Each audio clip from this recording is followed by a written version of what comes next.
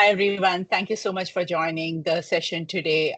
We are talking about pitching an idea. You can see the title uh, of the presentation. And before I progress further, let me just share the slide so that you can actually see it now. Are you able to view the slide? Okay, fabulous. So how we will try and do the session is I'll take you through the slides and talk about how to do the pitching.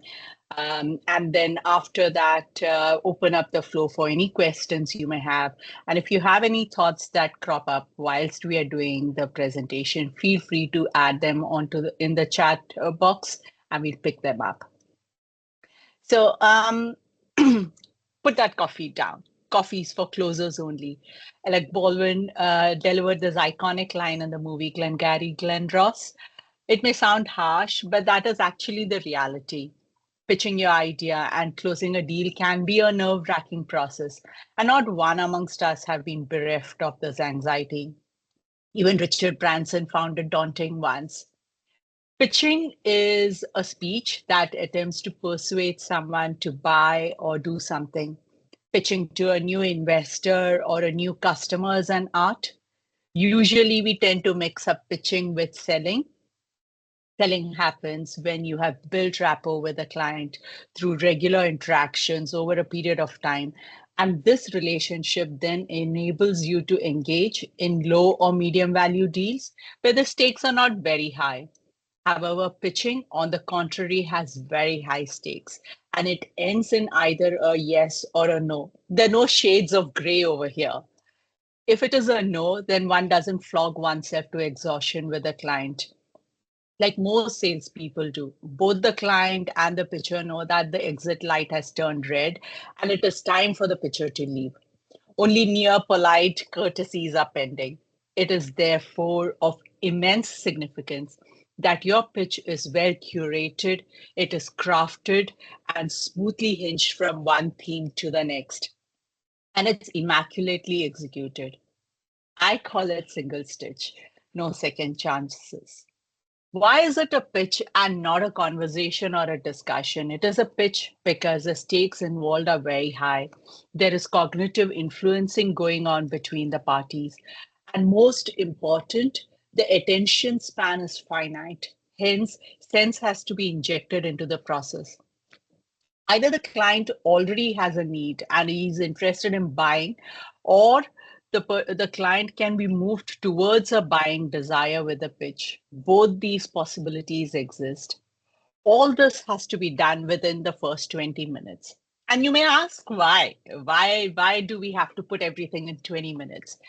Because general human attention span is now about 8 seconds.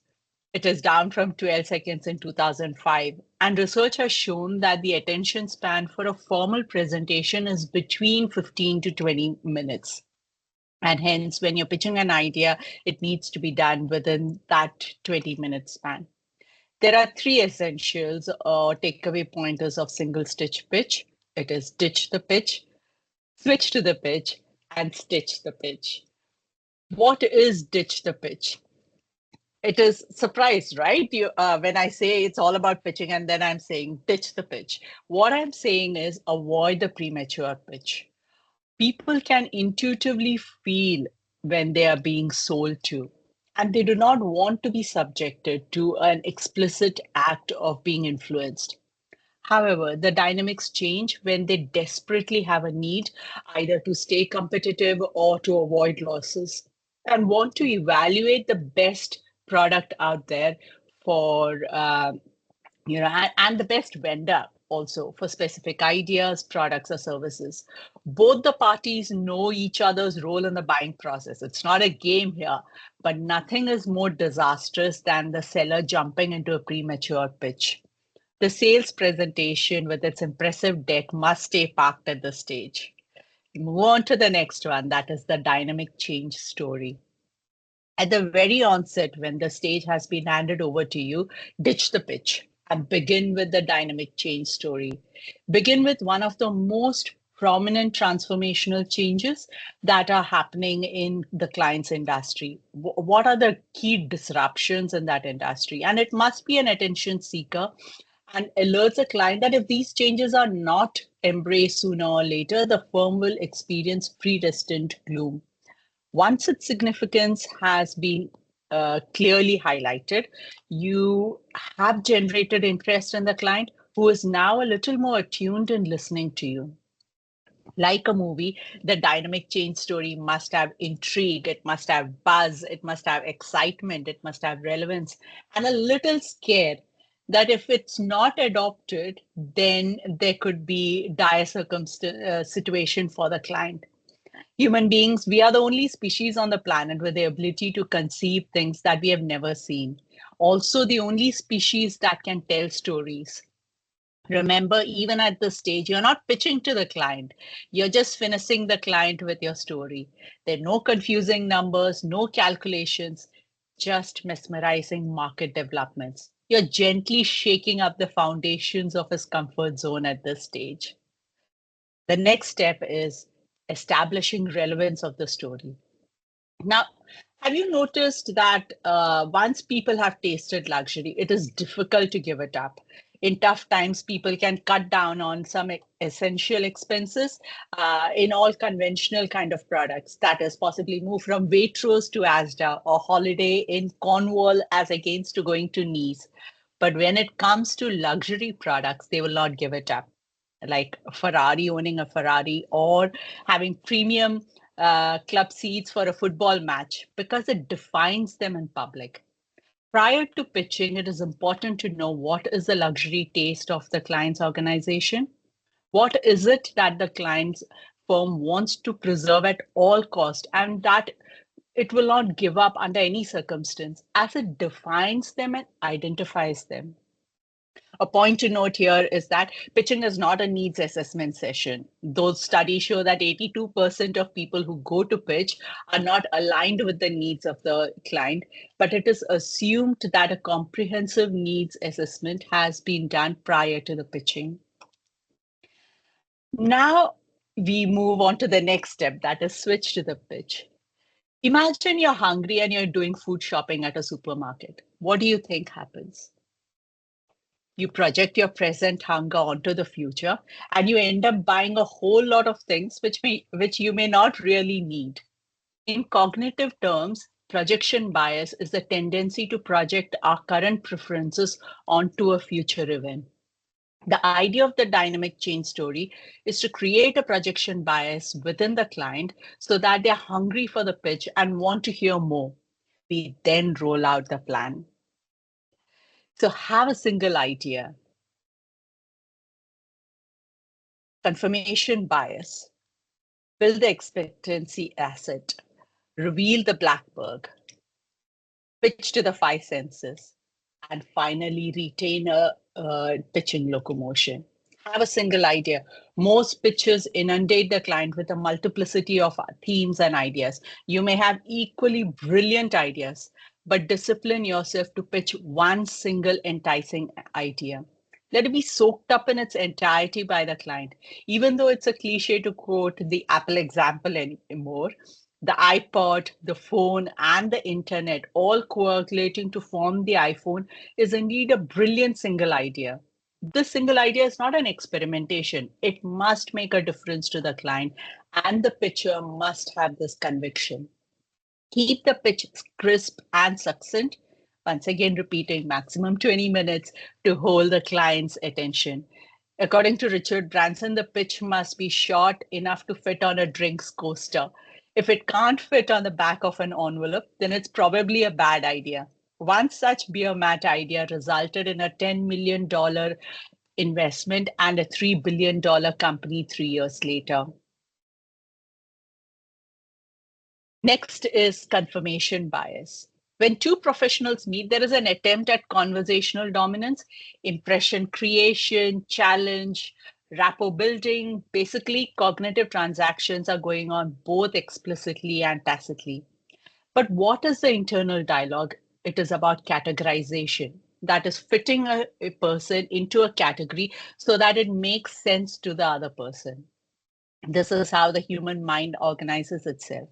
Clients too categorize the pitcher's firm, the pitcher's products and services. Human beings can categorize others in less than 150 milliseconds.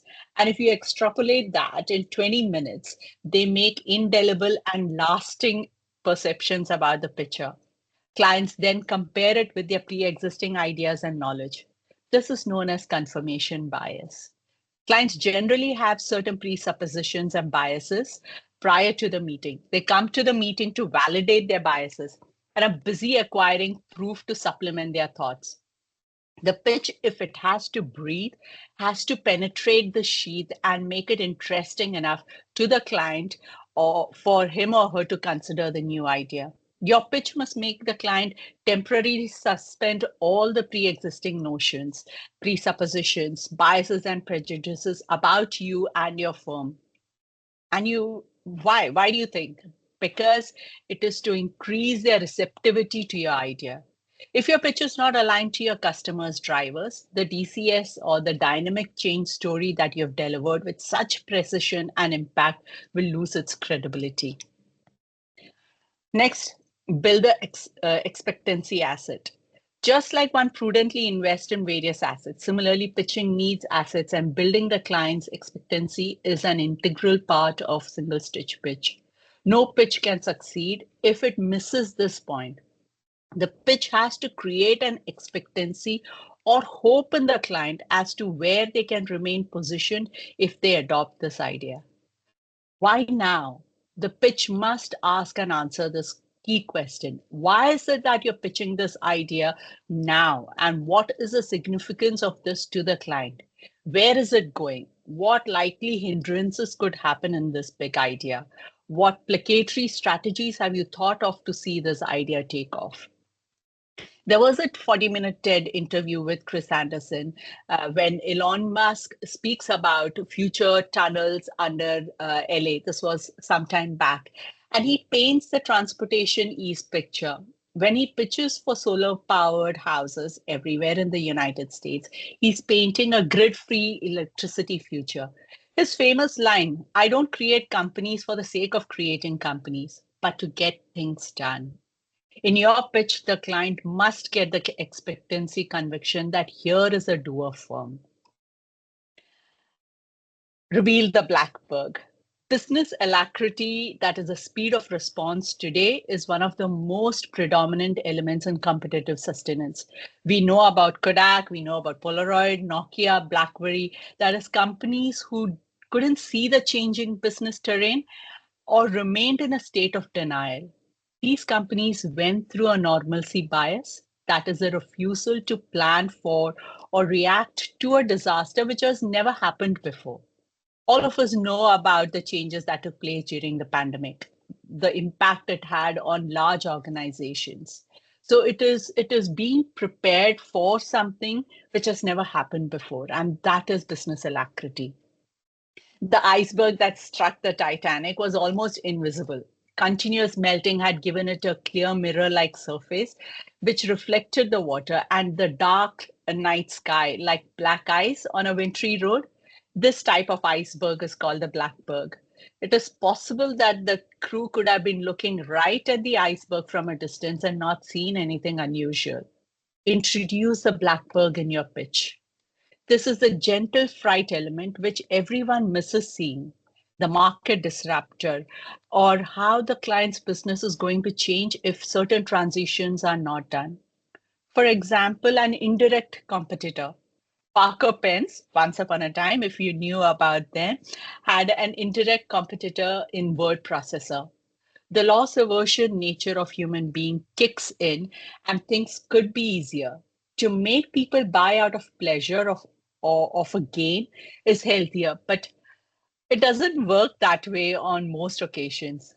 Fear is a faster facilitator to induce buying agility.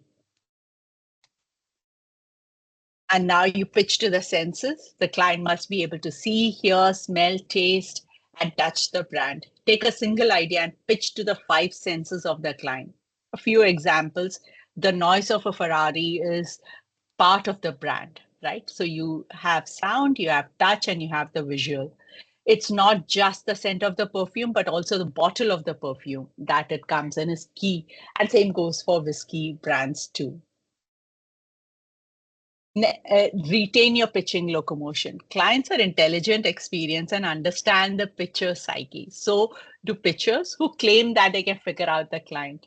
Client's team may like to appear intelligible actually, and they could deliberately stonewall the pitcher's momentum with questions as they arise in their mind. These questions could be genuine and relevant, but once the pitcher gets into the mode of answering these, he or she loses the pitching locomotion. To offer the Titanic analogy, when the first officer saw the iceberg, he put the engines in reverse and started turning away from the iceberg. It's a natural reaction to hit the brakes when you see a threat. But this action may have sealed the Titanic's fate. Ships turn more quickly when they have forward motion rather than a reverse motion. So if the captain had maintained the ship's speed or even accelerated, he may have avoided hitting the iceberg altogether. We saw a similar situation with a cargo ship that hit the bridge recently. It was similar to this when the electricity stopped and it kept moving in reverse motion at some point. It is important that whilst you're pitching, it is necessary to remain accelerated and in momentum for the allocated 20 minutes. Any difficult question asked must not reduce the pitcher's speed. And how does one achieve this? Be respectful to the client's question, not as a technique, but be genuinely concerned about their question. Validate their apprehensions and fears. In pitching, offer a short professional pause. Do not immediately digress from the question, but ventilate the session by providing a quick explanatory answer and then politely say, "We will surely elaborate on this as we conclude." Even if you know the complete answer to this, avoid expanding upon it immediately. The client's question will devastate your precious pitching time, disrupt the flow and emotion, and you don't know how one question of theirs will cascade into multiple questions. Yes, we know successful pitching is not a monologue, rather it's a dialogue, but plan for a dialogue after the 20-minute primary message is delivered. In the movie Holiday, if you have seen that, it comes during Christmas every year. Elijah Luck is an old man and he's having dinner with Kate Winslet at a restaurant. Kate feels terrible that a boyfriend got engaged to someone else and did not even have the courtesy to tell her. She starts crying over here. And Elijah tells her, in the movies, we have the leading lady and the best friend. You, I can tell, is the leading lady, but somehow you're behaving like the best friend. Pitching is like a movie, a short one, but you must be the leading man or lady of the pitch and remain in control. Nothing must dislocate this. Like in the movies, nothing irreversibly happens to the hero and he keeps bouncing back. Similarly, in the pitching process, a good pitcher must keep retrieving the control despite the attempts by the team through questions to alter its course. Now that you've pitched your business idea, it needs to be emotionally enhanced for it to induce the buying interest or the movement forward to the next phase of buying. And that's where we come to stitch the pitch. And there are a few cognitive augmenters to do this. You need to create a sense of urgency over here. You need to preserve the client's best interest. And you have to end the pitch with an emotional heightening. Urgency is a form of persuasion and it precipitates action. It's a sales conversion optimizer. Deadlines, milestones, dates, etc. create a sense of urgency. Every Christmas, you would have seen toy sellers broadcast their message, grab your product in advance of the unprecedented Christmas rush, using words that induce scarcity, such as limited availability, a few left, clearance, rush, etc. These are kind of gimmicks that may work well for small deals. But when you're pitching for large deals, such urgency assaults and fabrications are undernourished techniques, and they're easily seen through by the client. So when we know that urgency is a persuader, how do we create this urgency? By genuinely getting the client excited and scared. provide examples of businesses that are flourishing due to the embrace of this new idea. Also provide examples of organizations atrophying due to their indolence and delay. You may have a valid business reason to sell, but continue with the spirit of giving. The idea is not a monastic existence, obviously, because you're a business. However, one has to remain prudent in order to survive the marketplace. The manner in which it needs to be done is to invoke the client's appreciation. When it demonstrates through the pitch that more than you, it is a client who's benefiting from the association, then trust blossoms. And that's what you need, a trust with the client that you're not here to sell your wares. Because if you make any sale without the client using the product or just minimally using it, he will never provide a good reference, and the relationship rapidly metastasis to junk. Our business in life is not to get ahead of others, but to get ahead of ourselves. Business integrity is key at this point. After showing the awesome picture to the client till now, reduce the intensity of your pitch and start withdrawing. People buy emotionally and justify rationally, always. However rational the product is, there is an emotional element when you're buying that. Hence, at the end of the pitch, one needs to sufficiently heighten the client's emotions. When we were children, the experience of hearing the sound of a helicopter flying overhead excited us. Even today, we are emotionally heightened when we see a helicopter roving around above our house. The same must happen to the client at the end of the pitch. Your pitch must exercise the client's emotional capacity. In fact, it must not exercise the client's emotional capacity and make him logical or rational. On the contrary, the pitch must conjure up the emotional intensity of the client. Suppose it's a hot day, you reach a restaurant and see the beverages that are kept in a glass door. You instinctively grab for a Coke. Did you think twice about the 6 other drinks on display? Maybe not. Did you assess any comprehensive criteria such as nutritional value, sugar content, etc.? Maybe not, because it happens subconsciously. Of course, Coke has been at it for many years creating a brand, and this is what big brands do. They work their way into our lives and they do not even nudge us to buy. It is just stitched into our behavior fabric. So stitch one such pitch for the client that becomes part of his behavior fabric. I've taken you through the 3 different steps when you're doing the pitch. One is ditch the pitch, second is switch to the pitch, and finally stitch the pitch. In the book Myth of the Sisyphus, the gods sentenced Sisyphus to an eternity in hell, and he had to push a large rock up a hill. Sisyphus would get it to the top, only to watch it roll down to the bottom, where his job awaited him again. Multiple pitches are like this. You attempt to reignite the client's interest, but the attention keeps rolling away. One chance, take it. It is sacrosanct. Single stitch the winning pitch. And that's all I wanted to share with you today. Any questions, any thoughts, feel free to ask. Would love to hear your thoughts. I think that was a really interesting. Myself and Beth working in recruitment, there's a lot we can learn from things like this. One question I kind of had, I noticed in your slides you kept the words quite minimal in them. Do you tend to find that that's the most successful way in giving a pitch? Is you've got the slides as almost like a picture in the background, but it's you they focus on? Is that what you tend to go for? Absolutely, because you need them to focus on what you're pitching and what you're saying. If you've got the content on the slides, they don't need to listen to you. They can read it off the slide, right? And the idea is to take them through the storytelling that you've put together and to get them to flow with you on that journey. Makes sense. And do you ever do it where you don't have a slides there? Do you do it without the slides sometimes and it's just you presenting? Do you find that's also quite an effective way to do it? Or do you like to create almost a story with the background images? So, see, the idea is it depends on your pitch.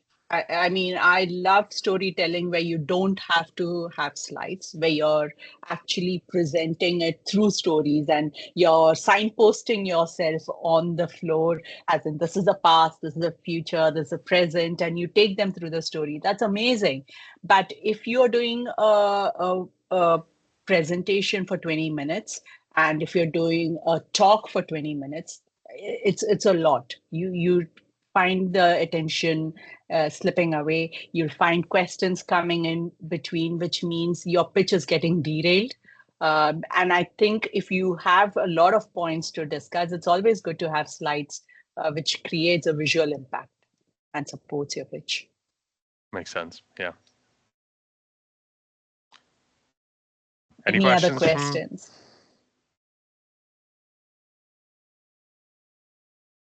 No, I think that was absolutely fab.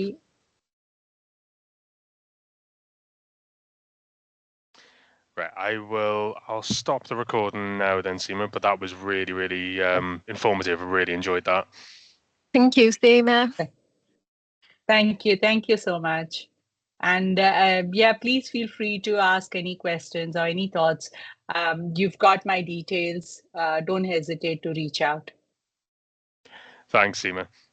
Thank you. And if you would like to me to do this presentation again with another team, if it helps, I'm more than happy to do this. I've given a few keynotes with the single stitch pitch at various industry forums, so I'm happy to share that with others. Perfect. That sounds good.